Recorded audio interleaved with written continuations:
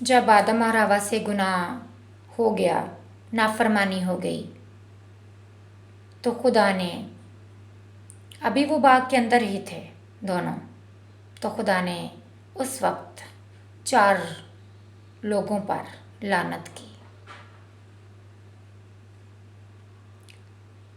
सबसे पहले खुदा ने औरत से कहा कि तूने वो फल खाया जिसका मैंने तुझे हुक्म तुम लोगों को दिया था कि उसे ना खाना।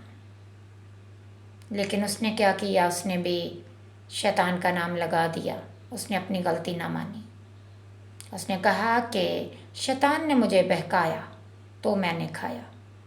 तो खुदा ने उससे कहा कि मैं तेरे तरते हमल को बढ़ाऊंगा, तू दर्द के साथ बच्चे जनेगी।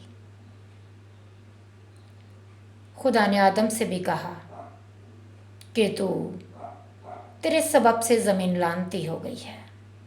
खुदा ने ज़मीन को लानत दी कि जो कुछ तुझ पर बोया जाएगा तो उसके बदले में ऊँट कटारे उगाएगी।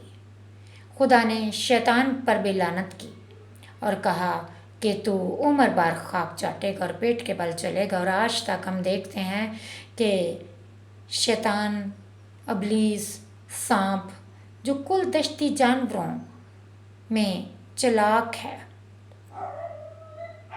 वो अपनी चालाकी की वजह से ही अपनी जान बचा लेता है। वो इतना चालाक है। शैतान उसकी शक्ल लेकर हवा के पास आया और उस पर भी खुदा ने लानत की। आदम को भी दे कि तू अपनी खून पसीने की कमाई, मेहनत इतनी करेगा कि तू खून पसीने की कमाई खाएगा। और हम आज भी देखते हैं कि औरत भी दर्द के साथ बच्चे पैदा करती है। आदम भी बहुत मेहनत करता है, दिन भर मशक्क़त करने के बाद हम रोटी खाते हैं।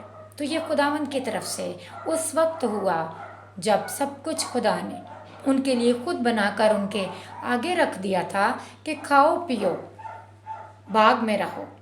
वहाँ कोई चीज़ ऐसी नहीं थी जो उन्हें तकलीफ़ देने वाली हो, लेकिन सिर्फ नाफरमानी करने की वजह से उन पर इतना कुछ, ये सब कुछ सहना पड़ा कि खुदा ने एक वक्त में खुदा ने 4 चीज़ों को 4 लोगों पर लानत की।